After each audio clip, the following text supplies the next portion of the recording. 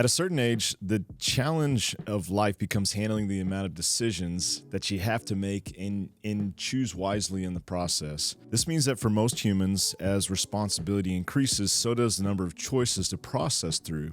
Where will my kids go to school? What should I do about that staff member? What should I do to relax? How can I connect with my partner? What should I eat for? Now that last statement, what should I eat for, is an interesting one. Of all the things that might be popping through your head, that last decision is happening multiple times a day. You're also questioning, when should you eat? How much should you eat?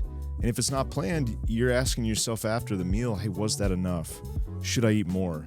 Should I not have eaten as much? And I believe that all that can be eliminated. Let's take another analogy as an example. Let's say that you're really good at executing something in your life. Let's say that you're a world-class parent. If that's true, I can tell you what you've done. You've premeditated about what you want your responses to look like with your children. You've decided that you'll be consistent in those responses unless it's an emergency. And therefore, when you go into those situations, you don't think as much, you just do what you said you were going to do. I believe that the frequency and the volume of decisions that we put ourselves in nutritionally every day is the reason that most diets fail. It's not the nutritional recommendations themselves, it's our lack of ability to think on the spot about what we should do to adhere to those recommendations. Now, what I'm about to tell you has nothing to do with nutrition itself. It's not weighing in politically on what you should be eating, but it is zooming way out and saying that the ability to adhere is an executive function of planning. And if we wanted to make that as easy as possible, we would do the following three things. We would eat the same thing every day. We would eat at the same time every day. And we would prepare to do those two things every day. Now, when I say eat the same thing, I need to unpack that for you just a little bit so you don't think I'm advocating something crazy.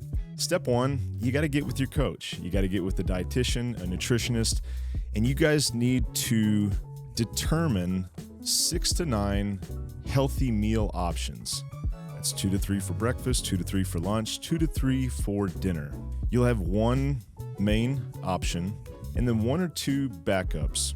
Make this delicious and nutritious. Delicious because you're going to be eating it every day. Nutritious so you can know with great confidence that what you're eating is the right amount and it's the right quality that you need to be healthy. You can take a deep breath after every meal and say, that's exactly what I needed for this meal. Have you ever done that?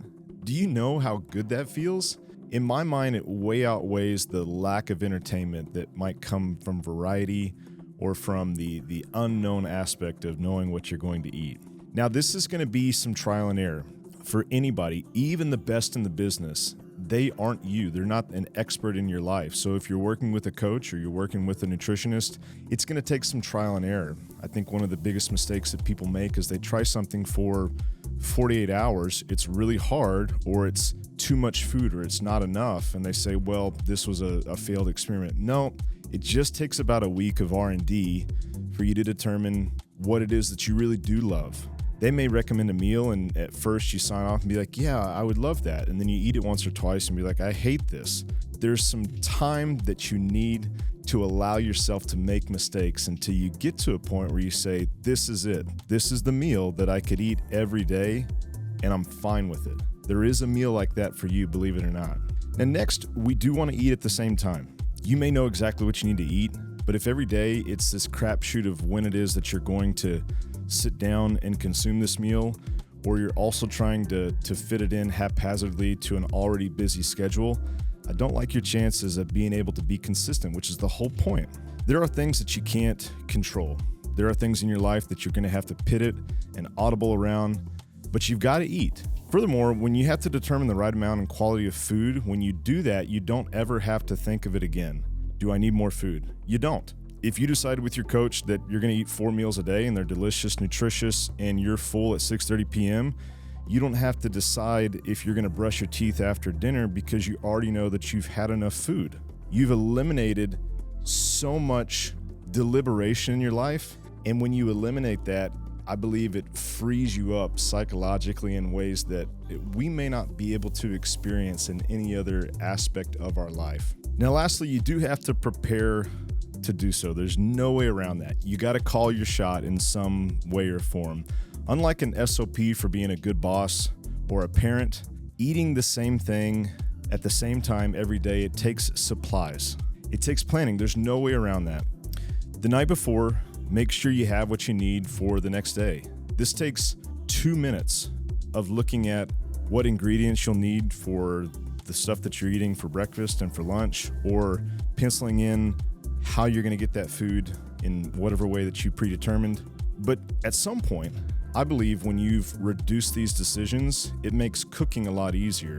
And therefore, you want to pencil in times to buy in bulk, which also eliminates several hours of going to the grocery store because you didn't know what you were going to eat the week before. And then potentially preparing in bulk. If you're eating the same thing most days, it means that the chicken salad can be prepared several days in advance for several lunches in advance. The same thing with oatmeal, with eggs, with these basic staples. This is how people have lived for many decades, for many centuries, and it still works.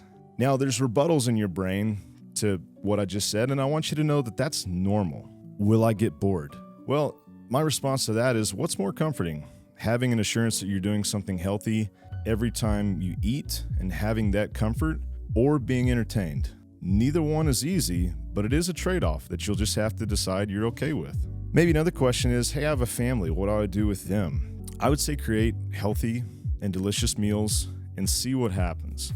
If you do have to make tweaks, this is small changes to the fruits that you're having, maybe the way the meat is prepared, but it doesn't change the ways that you'll prepare it or the amount of time that it takes.